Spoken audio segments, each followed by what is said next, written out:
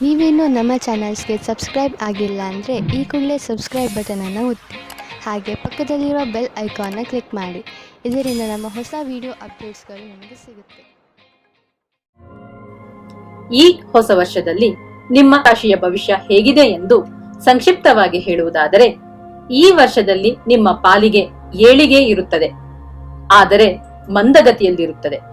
ಹೌದು ಸ್ನೇಹಿತರೆ, ಹಣವಾಗಲಿ ಗೆಲುವಾಗಲಿ ನಿಮಗೆ ಸಂತೋಷ ಸಮಾಧಾನ ತರುವ ಯಾವುದೇ ವಿಷಯವಾದರೂ ಸಾಕಷ್ಟು ಸತಾಯಿಸಿದ ಬಳಿಕವೇ ಹಣ್ಣು ನಿಮ್ಮ ಕೈ ಸೇರುತ್ತದೆ.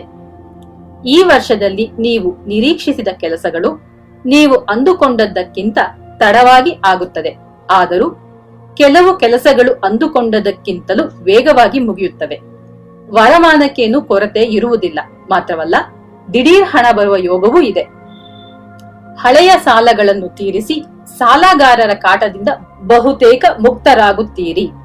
ನಿಮ್ಮ ನಿರ್ವಹಣೆ ಸಾಮರ್ಥ್ಯ ಹೆಚ್ಚಾಗುತ್ತದೆ.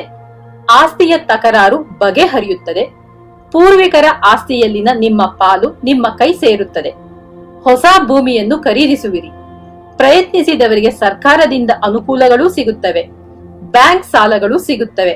ಆದರೆ ಆ ಹಣವನ್ನು ಎಚ್ಚರಿಕೆಯಿಂದ ಅಗತ್ಯದ ವಿಷಯಗಳಿಗಷ್ಟೇ ಬಳಸಿ. ಸರಿಯಾದ ಹೂಡಿಕೆಗಳಲ್ಲಿ ತೊಡಗಿಸಿ. ಹೊಸ ನಿರ್ಧಾರಗಳನ್ನು ತೆಗೆದುಕೊಳ್ಳಲು, ಹೊಸ ಹೂಡಿಕೆ ಮಾಡಲು ಇದು ಸರಿಯಾದ ಸಮಯವಲ್ಲ.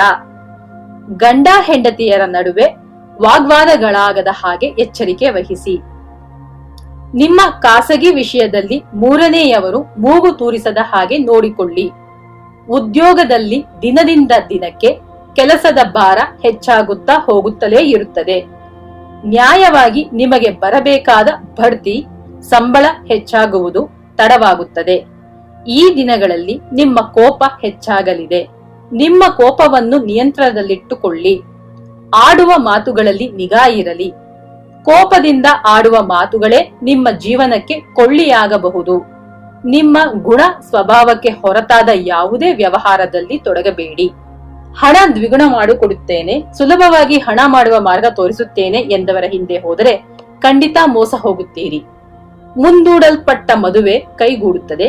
ನಿರೀಕ್ಷಿಸುತ್ತಿದ್ದವರಿಗೆ ಸಂತಾನ ಭಾಗ್ಯವಿದೆ. ಪ್ರವೇಶ ಪರೀಕ್ಷೆಗಳಲ್ಲಿ ಉತ್ತೀರ್ಣರಾಗುವಿರಿ. ಪಂದ್ಯ ಪೈಪೋಟಿಗಳಲ್ಲಿ ಜಯ ಗಳಿಸುವಿರಿ. ಇದ್ದ ಗೊಂದಲಗಳೆಲ್ಲ ಬಹುತೇಕ ತಿಳಿಯಾಗುತ್ತದೆ. ಪರಿಚಯವಿಲ್ಲದ ಅನುಭವವಿಲ್ಲದ ವ್ಯವಹಾರದಲ್ಲಿ ಬಂಡವಾಳ ಹೂಡಬೇಡಿ. ನಷ್ಟದಲ್ಲಿ ಮುಳುಗುತ್ತೀರಿ.